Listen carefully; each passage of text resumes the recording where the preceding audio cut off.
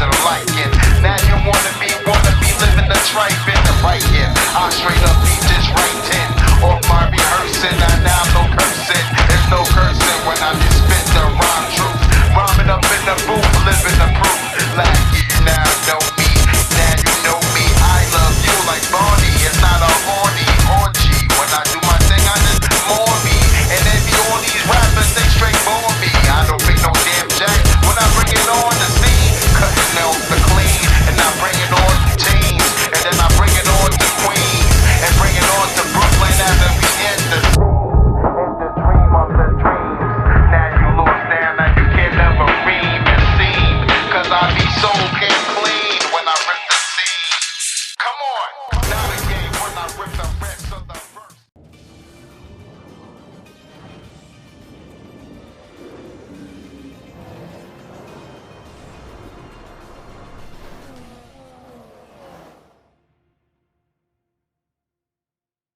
Welcome to Suzuka in Japan, where today's practice session is about to begin on this figure-of-8 circuit.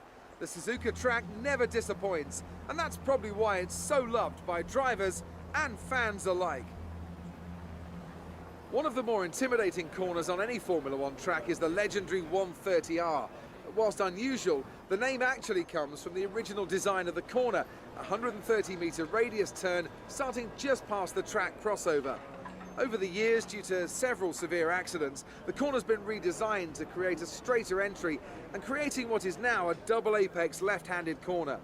Despite the changes, this is still one of the most exhilarating corners that drivers in F1 have to take. It's not normally considered an overtaking spot, but this is the scene of one of Fernando Alonso's most famous manoeuvres, when in 2005 he passed Michael Schumacher's Ferrari around the outside. An interesting practice session there then. Let's remind ourselves of the top three, who are Haryanto, Rosberg and Daniel Ricciardo. That's it for practice then. We'll see you again soon.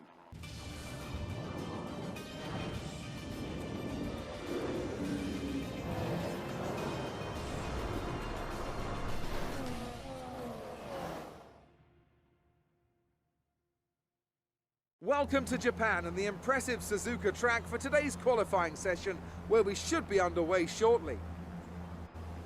It always looked like the kind of track that asks an awful lot of the rear tyres, such as the frequency of low-speed exits. Lots of low-speed exits means the rears are in for a lot of punishment. It's all too easy to spin them up coming out of a corner too aggressively. It might look great for us as spectators, as we love to see a car driven beyond its limits, but it's not going to result in a great long-run pace. As we wind down from the excitement of qualifying, here's a look at your top three. Hamilton, Rosberg and Sebastian Vettel. It's time to leave for now, but we'll be back tomorrow when the Grand Prix itself gets underway.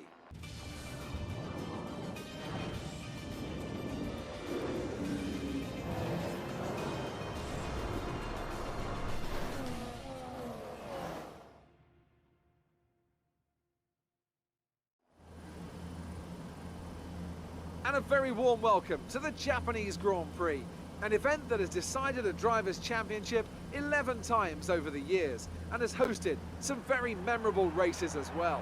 Who can forget Kimi Raikkonen's win from 17th on the grid in 2005, or Kamui Kobayashi's incredible drive to a podium in 2012. A lap of this historic racetrack covers 3.6 miles, and it's the only time during the season that we race on a figure-of-8 racetrack. The drivers can expect some intense G-forces through the 18 corners on offer here as they experience some of the highest average apex speeds on the Formula One calendar. And keep an eye out for overtakes going into the final chicane. And all this will be happening under the watchful eye of Anthony Davidson, who joins me for today's race. And assuming the weather holds, where do you expect to see the action unfolding today, Ant? Well, most of the time, passing here is limited very much into the final chicane, or maybe down into turn 1 if you get a good run and some assistance from DRS. But if we're lucky, we might see a bit of bravery into the hairpin, a place that Kamui Kobayashi certainly made his own in the 2010 Grand Prix on his way to a very impressive 7th place. And as you say, Crofty, this is all assuming that the conditions hold out. We know how quickly the clouds can come in here at Suzuka, and if they do, all bets will be off. Okay, remember to protect the inside on the run down to turn 1. Make yourself as wide as possible, robust but fair. Well then, after an exciting qualifying session yesterday, let's take a look at how the cars line up. An immense lap from Lewis Hamilton yesterday puts him on pole position, with Nico Rosberg alongside. Looking down the rest of the grid, we have Vettel, Raikkonen, Daniel Ricciardo and Verstappen, Bottas, Massa, Perez and Fernando Alonso, Button, Hülkenberg, Romain Grosjean and Sainz, Kvyat, Gutierrez, Pascal Wehrlein and Marcus Ericsson, Haryanto and Magnussen. Jolyon Palmer and Felipe Nasser starts from the back of the grid. Now it's almost time to lights out, so let's go down to the track.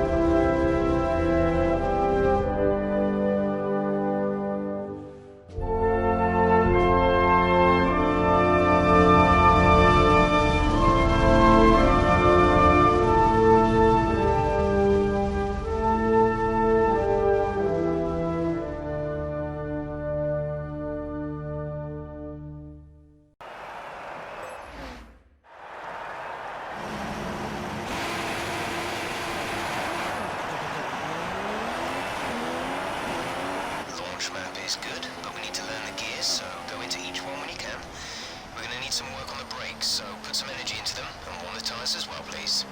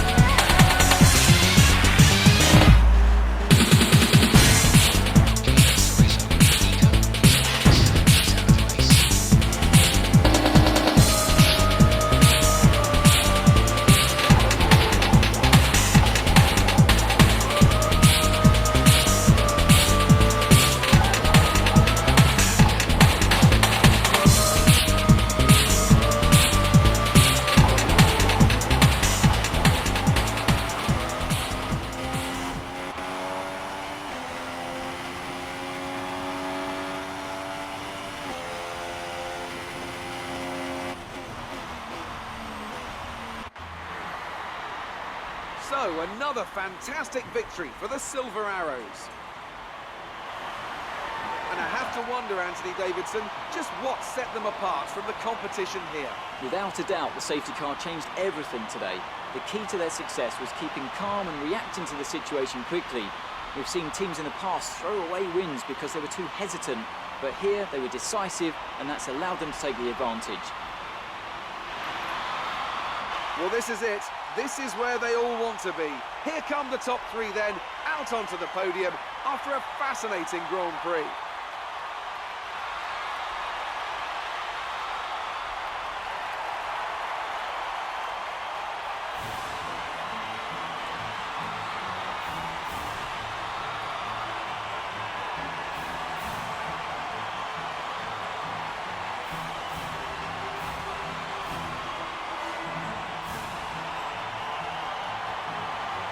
And now let's take a look at the driver's standings. It's a good result for Lewis Hamilton, who moves further ahead at the top of the table.